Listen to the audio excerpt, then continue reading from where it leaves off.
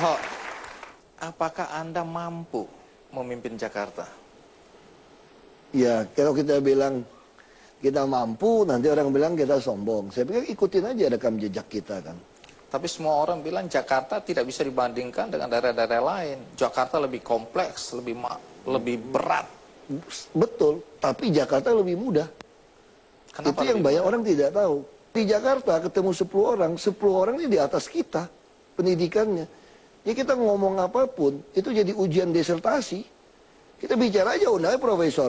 Tapi kalau kita nggak ngerti masalah banjir segala macam, undang ada profesor A. Suruh jelasin, kita dengerin kan, oh udah tahu. Besok undang profesor B. Pakai ilmu yang A, kita tanding lawan yang B. Kalau kita kalah, kita bingung. A sama B mana yang benar nih kira-kira nih.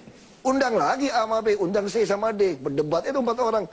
Kita dengerin. Lama-lama kita belajar 5 kungfu perguruan silat. Jadi di Jakarta gitu. Di Jakarta mudah. Nah, kalau dulu ada Pak Jokowi, orang nomor 1, Anda orang nomor 2. Paling tidak sasaran tembak itu tidak langsung ke Anda. Sekarang dengan mudah orang jadikan Anda sasaran tembak. Itu juga salah sebetulnya. Jadi sebetulnya yang terjadi dari dulu saya juga jadi sasaran tembak kok. Bedanya apa? Bedanya kalau ditembak, kalau ada payah, Pak Jokowi muncul, belain, itu aja. Nah sekarang kenapa takut? Kalau jadi presiden, yang belain presiden bos, kenapa takut? Ini lebih enak. Jadi nggak ada masalah. Sesuatu yang baru memang, yaitu dalam rapat-rapat internal di DKI, Anda kemudian unggah di YouTube. Di YouTube itu semua orang bisa melihat perdebatan, termasuk ketika Anda memarah-marahi anak buah Anda atau bawahan Anda. Awalnya keren, tapi ada sebagian orang sudah mulai merasa bahwa apakah ini bukan hal yang salah. Kenapa begitu? Karena orang yang Anda marah-marahin itu, walaupun di kantor adalah bawahan Anda, dia kan punya istri, punya anak, punya keluarga. Apakah itu tidak mempermalukan keluarga Anda pikirkan? Jadi saya baru 10 hari kira-kira jadi wagub, ada demo buruh untuk kenaikan gaji, upah. Katanya itu 2.500 orang. Janjinya Pak Jokowi itu Pak Jokowi akan hadapin, bukan saya sebetulnya. Jadi beliau minta saya temuin 30 orang saja. Ya saya keluar aja, saya pikir dari luar halu-halu aja, masuk-masuk gitu loh. Ya, gitu kan. Katanya bilang, katanya pilihan rakyat, sini dong. Sini gimana, saya pikir orang gitu banyak. Terus kata pengawal, Pak kalau Bapak lewatin batasnya Brimob, kita nggak bisa ikut lagi Pak. Wah ini gimana dong? Saya di tengah, maju kena, mundur kena nih. Masa saya lari ke belakang? Nggak lucu juga kan? Padahal ada niat itu. Iya dong, nggak mungkin kan? Ini 30 orang, kalau bisa saya yakinkan tentang nggak bisa minta naikin UMP gitu tinggi, pasti dituduh dari luar. Kita kan suzon semua nih, kita udah nggak percaya siapapun kan? Pasti dikira 30 orang saya sogok. Daripada di 30 orang serba salah, lebih baik saya videokan. Untuk apa? Supaya kalau mereka ribut, kamu nonton saja proses negosiasi seperti apa. Tapi yang terjadi, saya nggak tahu gimana Kominfo press release kan ke orang itu yang pas saya lagi marah-marah itu. Nah itu yang dikeluarkan. Nah saya keberatan.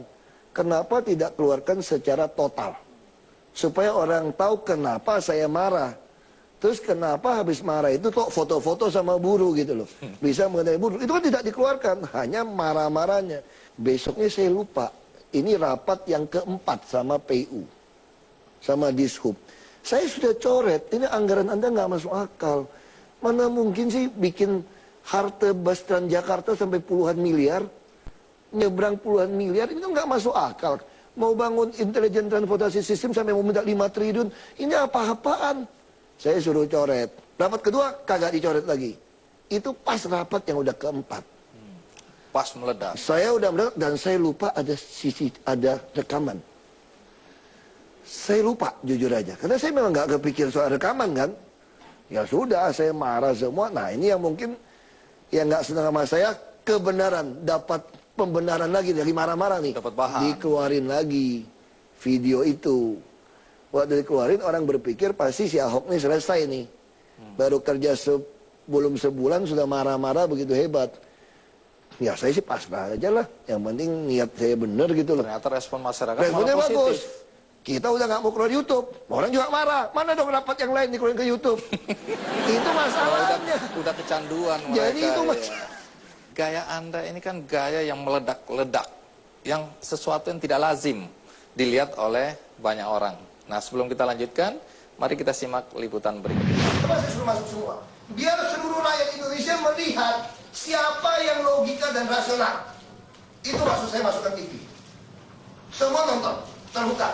Tidak ada rekayasa. Bapak ngomong apapun, TV rekam, kami punya bukti. Ke pengadilan pun saya ladenin.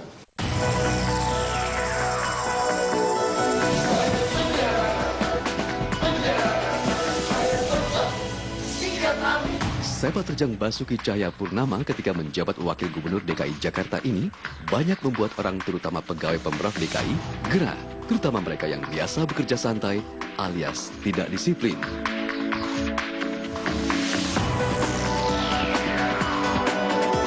Cara dan gayanya membenahi persoalan Jakarta berbeda dengan Gubernur Joko Widodo yang kalem.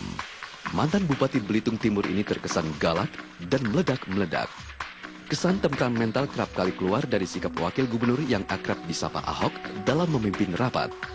Ia tak segan ngamuk dan gregetan ketika melihat pegawai Pemprov yang tidak efisien dan lamban.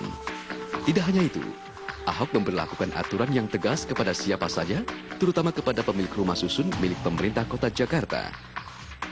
Ia memastikan yang menempati harus orang yang tidak mampu. Jika tidak, ia tidak segan-segan mengusirnya. Bahkan ketegasan Ahok tidak main-main. Ia menutup diskotik stadium yang berlokasi di Taman Sari, Jakarta Barat.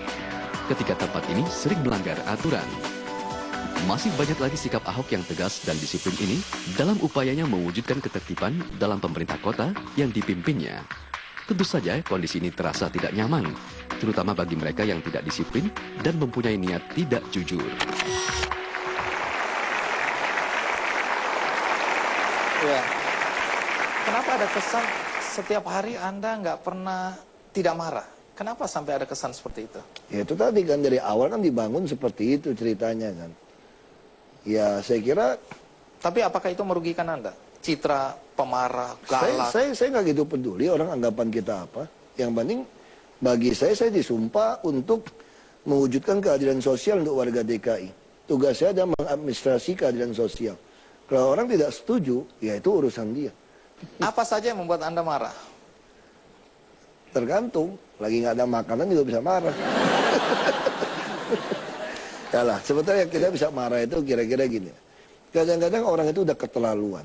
Misalnya kayak rumah susun, kenapa kita marah? Itu rumah susun dibangun 26 blok, 2.600 unit di Marunda. Saya coba pikir-pikir, kenapa itu rumah susun bisa dibiarkan terbengkalai sekian lama? Lalu saya pelajari, saya baru ngerti. Ternyata di situ ada PT Kawasan Berikat Nusantara, milik BUMN dan BUMD kami. Dia mau rencana mengembangkan lagi 500-an hektar. Kalau itu dikembangkan, itu bisa menyerap pegawai sampai 35.000. Nah, saya mulai berpikir, pantasan rumah susun yang dibangun di sana, sebetulnya bukan untuk orang miskin. Mereka sengaja menaruh orang miskin tidak mau, ini untuk memenuhi kebutuhan nyewain ke pegawai. Sini bilang untuk orang miskin sebulan 150.000, nyewain ke pegawai bisa 1 juta sampai 2 juta.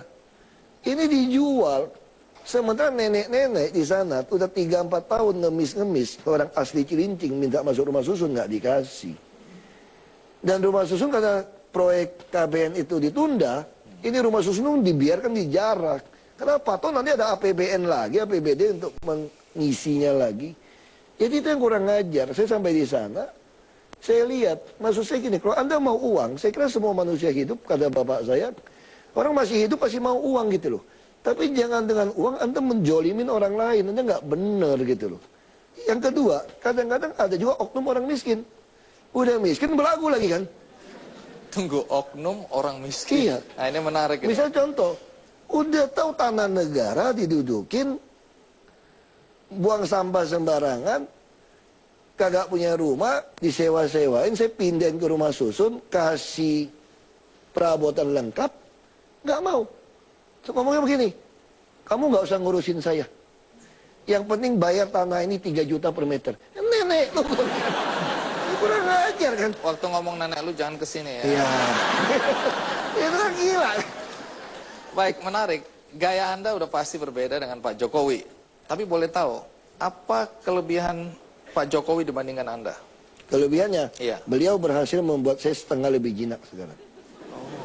Ini udah lebih jinak loh sebetulnya. Bayangin udah jinak aja gitu.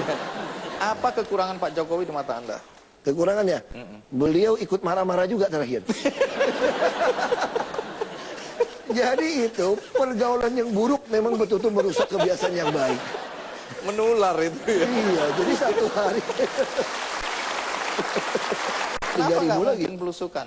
Ya Pak Jokowi kan udah hitam, gue masih putih.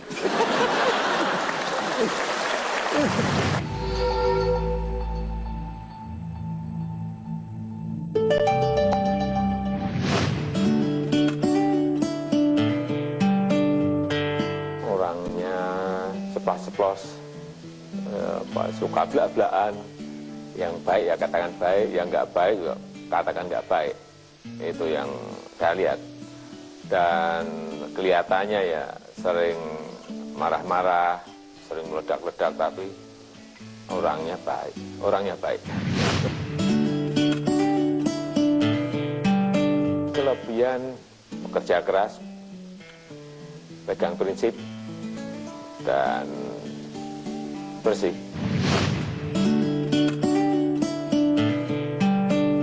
Dengan Pak Ahok, tiap pagi kita ketemu, sering tabun-tabunan, jadi ada keterbukaan, koordinasi, tugas apa yang harus dikerjakan oleh Wakil Gubernur, terus tugas apa yang harus saya kerjakan itu sudah kita bagi, sehingga ya sama-sama enak. Tetapi Pak Ahok itu banyak konsentrasi di dalam, ngurusi birokrasi, ngurusi hal-hal yang berkaitan dengan administrasi di dalam. Oh, kita ini kan sudah bekerja sudah hampir 2 tahun lah, udah ngerti apa yang harus dikerjakan. Pak Ahok itu udah tahu untuk macet apa, untuk banjir apa, ini kan hanya perlu waktu. Kemudian nanti mempersiapkan Asian Games 2018, Stadion Taman BMB seperti apa, dan mengatasi juga tata ruang dengan perumahan, harus memindahkan orang dari sini ke sini, dari sini ke sana. Saya kira sudah tahu semuanya. Saya tidak perlu membuat pesan-pesan atau apa, tetapi yang jelas pengetahuan mengenai persoalan, masalah-masalah dan problem-problem yang ada di Jakarta sudah tahu semuanya.